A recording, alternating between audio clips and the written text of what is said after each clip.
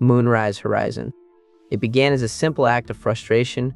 A woman in her 20s, alone in her apartment in Osan, spotted a cockroach crawling across her floor. With disgust in her eyes, she grabbed a can of flammable spray and a lighter, a makeshift flamethrower she'd used before to burn away pests. But this time, the cockroach didn't want to die, and as it was running around the apartment, something went horribly wrong. She chased it to make sure it dies, but within seconds, her walls and furniture caught fire. Instead of the bug, the flames started racing through the apartment faster than she could react. She ran out of her apartment, trying to alert her neighbors as smoke began to pour into the hallways. Panic spread through the 5-story building, and people started grabbing their most valuable possessions and running down the stairs. The structure, which held shops on the ground floor and more than 30 homes above, filled with thick, choking fumes.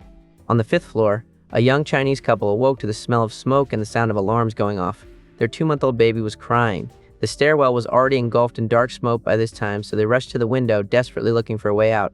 Across the narrow gap, neighbors leaned from another block that was built just next to this one, shouting for them to pass the baby over. Trembling, the couple handed their infant to safety. Then they tried to save themselves. The husband managed to climb to the other building, scraping his hands raw. His wife followed, but slipped. She fell to the ground below. Rescue teams rushed her to the hospital, but she did not make it through the night.